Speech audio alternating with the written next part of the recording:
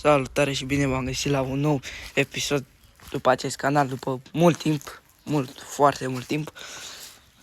Vreau să vă arăt cum să prezintă scuterul acum, că nu cred că l-ați mai văzut.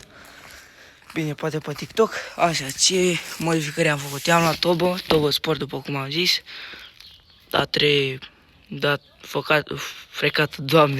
Frecată cu peria de sârmă. Așa, după a dat cu lac protector. Aici am sudat-o, că na, nu e pentru vertical. Mi-am luat carburator de 19.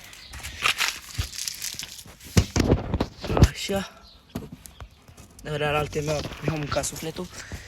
I-am luat carene, trebuie să-mi vină să vă și explic ce trebuie făcut. Deci voi vedeți că am fața asta aici de Aprilia Micogele. Imediat îi voi da și o cheie să vă arăt cum să văd. Așa, am fața asta de Aprilia Micogele, ăsta la fel, gen asta de aici, toată carena asta până în jos. Și eu partea asta și aia le am pentru ăla Aprilia Mico Elix și nu se potrivesc. Vedeți că am încercat eu să le fac niște prinderi pe aici, dar dau rău de tot. Ăstea s-au decozit că n-au fost chituite cum au trebuit. Ăsta la fel, m-am mâncat pe mine nevastă să fac ceva ce nu trebuie. Și să vă zic care e diferența între astea două. Carena asta de aici e mult mai lată față de asta. Așa. Și vine foarte strânsă. Așa, pe aici, în spate, n-arată nici rău, nici bine. I-am pus naracul de 70 și dăm și o pedală.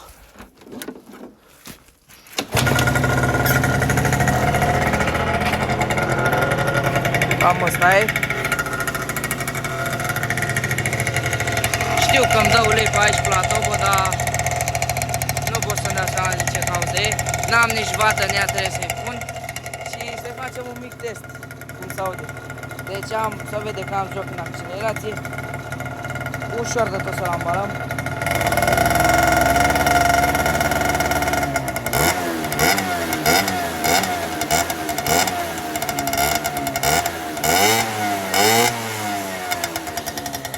Cam așa se și aude. Un sunet normal, după părerea mea. În realitate se aude mult mai tare, dar v-am zis, n-are vată și trebuie să-i pun. La Tobo ce mai trebuie făcut? V-am zis să o fac cu peria de sârmă, dat cu lac și are aici o mică spărtură. Asta trebuie făcută cu aparatul de sârmă, gen pe sârmă, nu de sârmă, că nu mă explic bine. Trebuie pus o vată făcută cu peria de sârmă și cam aia. Că după cum se vede, fără vată, aruncă benzină de arsă și nu prea îmi place că... Nu știu dacă se vede, dar aici e numai ulei, gen... Da. Se vede. Așa. Și... Ce-ar urma așa, să iau alte carene, le fac frumos să fie țiplă. Alt setup, bineînțeles, adică... La ce mă refer? Să iau transmisie, vă spun setup-ul ăsta mai de low buget, așa. Iau transmisie prima dată, gen Malosi, variator Malosi, ambreiaj Malosi, iar cu roșii, role, vedem, eu zic că de 4, 5 sau 5 grame ar fi ok, uite, uitați, vezi. Deci, când te apropii de el să văd defectele la carene, asta deja am luat-o așa jos. Așa, aici trebuie să-i dau cu ceva fibră, nu știu că... Da, e jale. Aici îmi freacă roata, gen, dacă e să ia noroi pe ea, îmi freacă aici în carenă și n-am ce să-i fac, așa se vede negru. Așa, unde era un siu, îi fac transmisia și după va urma, nu știu, ceva mai puternic, dar nu știu exact când, în primăvară, în vară, nu știu. Oricum, până la finalul verii, eu sper să fie gata. Ce va urma? Set T6 Pro MK2. Nu știu, la set sunt cam indecis momentan. Tobo Yasuni, grup, pinioane gen. Doppler, nu știu, n-am idee ce voi lua. Ambielaj 36, arcuri 36, ăla central negru, ăla mediu, alea mici, alea roșii. Bine că alea vor urma cât de curând, după ce îi fac transmisia și așa, că trebuie să am breaj, trebuie să abos cam de la nașpa în băi. Așa. Și când va fi marea schimbare asta cu carenele, că e urât, după cum se vede. Dar atât am putut și eu să fac. Din carenele astea obosite. Va urma și ăsta revopsit capacul. Și mai dăm o pedală așa pentru voi. Îmi cer scuze că n-am mai postat de mult, dar n-am pe unde, că nu prea mai merg așa cu el pe deal. Merg mai pe drumuri de-astea mai bune, dar nu vine să-l bag pe deal, că da, am muncit la el și nu vreau să îmi bag joc de el.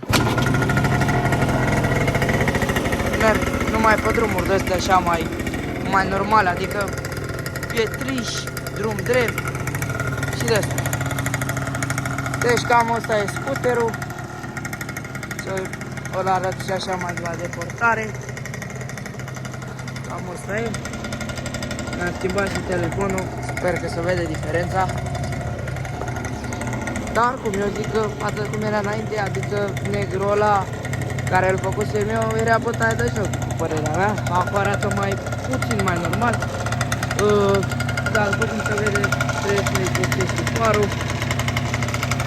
Ăla e vopsilaș, ce nu trebuie, care nu sunt făcute la pistol, dar la vopsea de 20 de lei. Eu zic că au ținut prea bine pentru banii ăștia. Adică 20 de lei să dai pe o cutie de vopsea să faci scuterul, eu zic că e bine. Momentan nu s-au investit foarte mulți bani în el, s-au investit și fără cap, undeva la 1400 de lei, ceva de genul.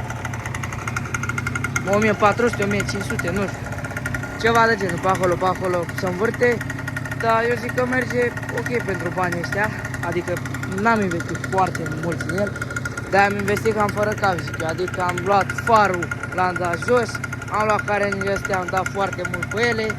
Toba am luat la un preț destul de bun. Motorul, setul motor l-am luat nou. Că toba să vede că e la a doua.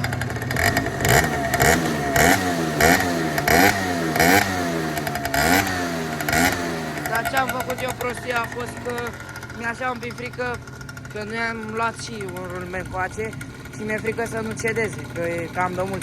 Să vă zic care a fost și faza, el n-avea sed de 50, avea sed de 80 china, vi-l voi și arăta imediat.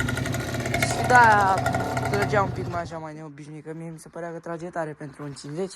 O să vă arăt imediat și setul în ce stare era. Da, revenim. Și am și revenit. Cam asta e setul. Un china de 80 în ghilimele, că real e de 70, că nu există 80. La scooter, bine există, dar nu ăstea de 47 de mm. Setul a fost de 5 ani de zile pe el. Așa, eu cream că e setul original, dar l-am întrebat și pe o vechiul. Prea oară că mi se oprește filmarea, că am memoria plină la telefon, bineînțeles. Așa, deci revenind. Cam ăsta e setul, adică așa se prezintă după 4 ani de zile și știți că am mers tare, adică n-am mers ușor cu el.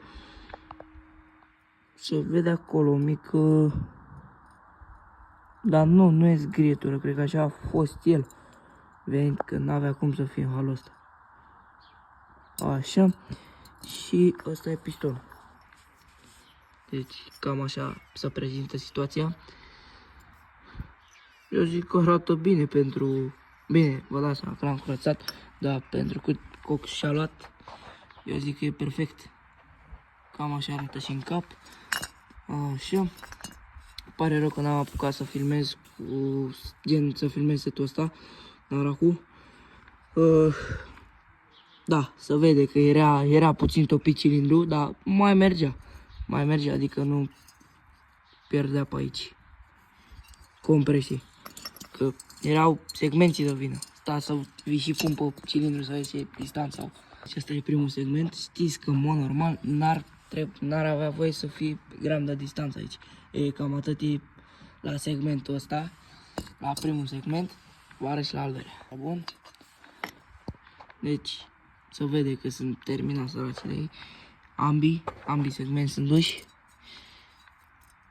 Și nu prea mai făceau treabă.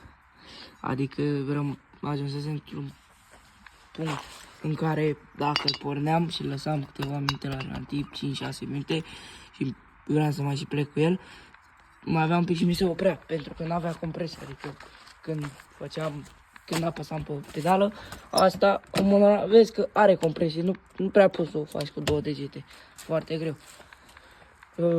Bine, poți să o faci, dar greu. Aia când apăsam s-a lăsat la fund în jos de tot și da, mi-am dat seama că erau s-a terminat.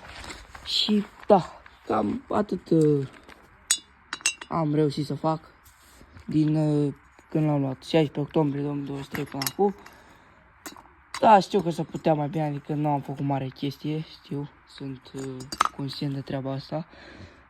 Da, eu zic să rămâneți pe fază că vor urma multe. Atât vă zic, să ne ajute cel de sus și va fi bine. Ce trebuie luat?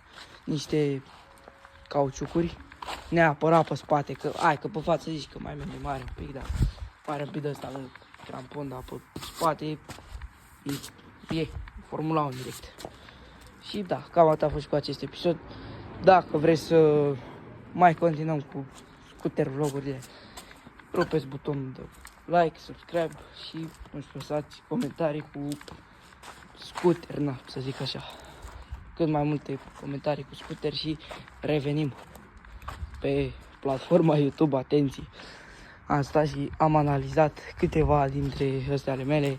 Eram terminat rău de tot, bine, nici că Aqua și marea asta, dar da. Deci, cam atât a fost și cu acest motovlog. Urmează un motovlog, Doamne, prezentarea scuterului așa mai amănunțită, după câteva luni de odihnă, adică al canalului, bineînțeles. Voi reveni cu un vlog cât de curând, când facem toba, adică vlog full complet. Când o plecăm cu perioada sârmă, când îi dăm cu lac, cum se dă jos după scooter, poate unii dintre voi nu știți. Vom mai reveni cu un alt vlog când îl curățăm pe la carter, că e așa, să vede situația. Și eu îl curățasem, îl făcusem țiplă, poate și când îl spălăm. Da, știu că filtrul ăla să putea ceva mai bun, dar ăla l-am găsit și eu. Și își face treaba destul de bine. Și da, deci cam atât a fost cu această prezentare, că vine să zic motovlog mereu din reflex. Moto, scooter, tot aia e, așa.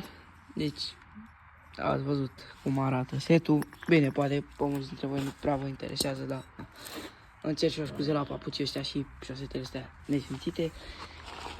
Da, mai trebuie asta făcută, după cum am zis, că știți că eu mă căcăiesc de multe ori, că hai, că salutare, nu știu ce.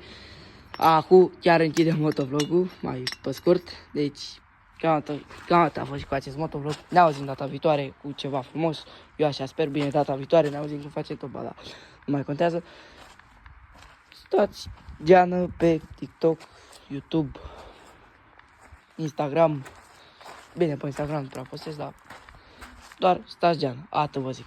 V-am salutat, pa, pa!